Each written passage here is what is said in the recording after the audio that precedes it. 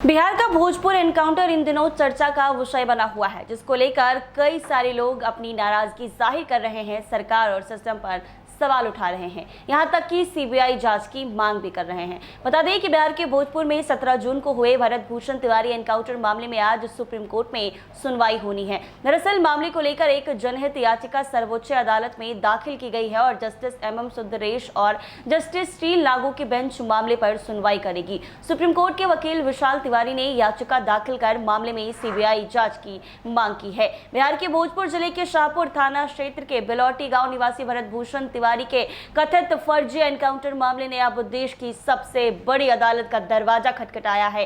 इस मामले में दायर जनहित याचिका यानी PIL पर सुप्रीम कोर्ट मंगलवार को सुनवाई करेगा। याचिका में एनकाउंटर की स्वतंत्र और निष्पक्ष जांच कराने के साथ साथ मामले को केंद्रीय जांच ब्यूरो को सौंपने की मांग की गई है। यह जनहित याचिका अधिवक्ता विशाल तिवारी ने दायर की है। उन्होंने स्वयं याचिकाकर्ता के रूप में अदालत में पक्ष रखा है। याचिका में केंद्र सरकार, बिहार सरकार, बिहार के पुलिस महानिदेशक DGP और CBI को प्रतिवादी बनाया गया है। याचिका में दावा किया गया है कि भरत भूषण तिवारी का एनकाउंटर संदिग्ध परिस्थितियों में हुआ और इसकी निष्पक्ष जांच बेहद आवश्यक है। याचिकाकर्ता का कहना है कि यदि किसी पुलिस कार्रवाई पर सवाल उठ रहे हैं तो उसकी जांच किसी स्वतंत्र एजेंसी से कराई जानी चाहिए ताकि सच्चाई सामने आ सके और जनता का कानून व्यवस्था पर भरोसा बना रहे। याचिका में सुप्रीम कोर्ट से अनुरोध किया गया है कि पूरे मामले की जांच CBI को सौंपी जाए और जांच की प्रक्रिया अदालत की निगरानी में कराई जाए।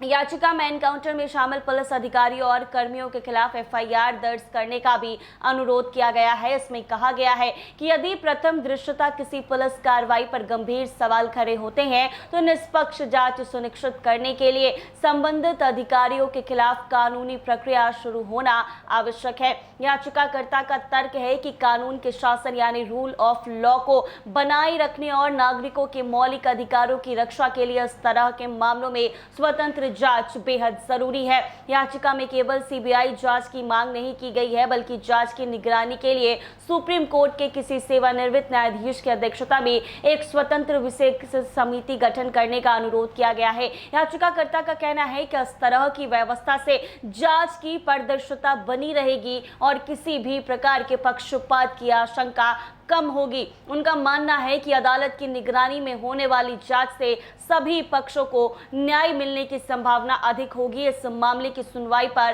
पूरे बिहार समेत देश भर की निगाहें टिकी हुई है।